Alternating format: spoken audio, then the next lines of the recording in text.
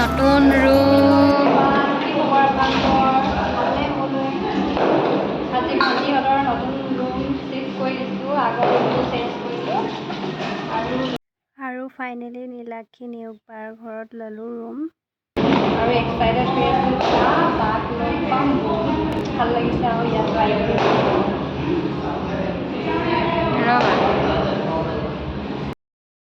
আৰু এতিয়া দেখাম আমাৰ ৰুমটো, আমাৰ মানে ভণ্টিহঁতৰ ৰুমটো। এইটো হৈছে ভণ্টিহঁতৰ ৰুমটো আৰু এয়া ভণ্টিয়ে কথা পাতি আছে আৰু ইফালে লাহে লাহে এইবিলাক ঠিক কৰিব আৰু আজি লোৱা হৈছেহে। আপোনালোককো দেখাম, চাই থাকিব আপোনালোকে।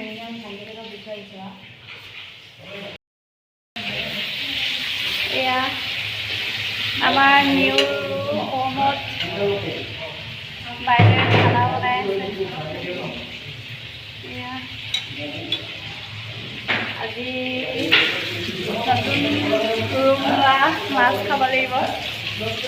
মাছ বনাই আছে ভণ্টিয়ে আৰু মই এইটো কিটচেনটো অলপ আৰু ডেক'ৰেট কৰি দিলোঁ। ইমান নহয় আৰু বস্তু আনিব লাগিব লাহে লাহে, পাছত দেখাম আপোনালোকক।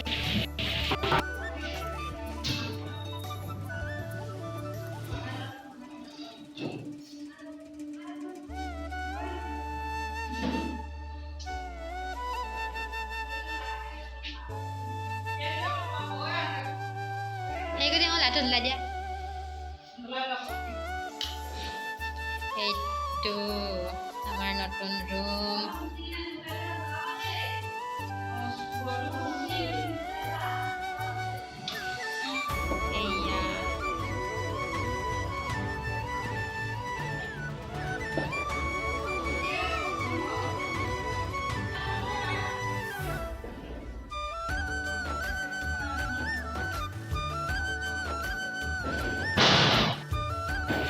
আৰু এইফালে এনেকৈ ফুৰি থৈ দিছোঁ কিটচেনটোতে, কেনেকুৱা লাগিছে আপোনালোকে জনাব।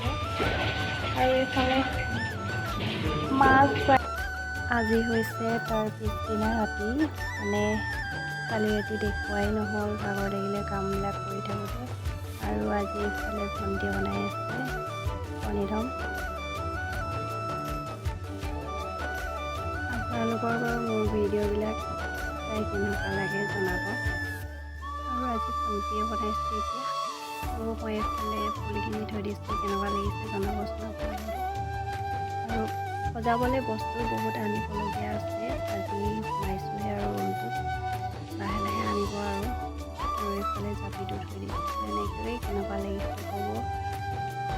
আৰু এইফালে পুতলাকেইটা বিচনাত।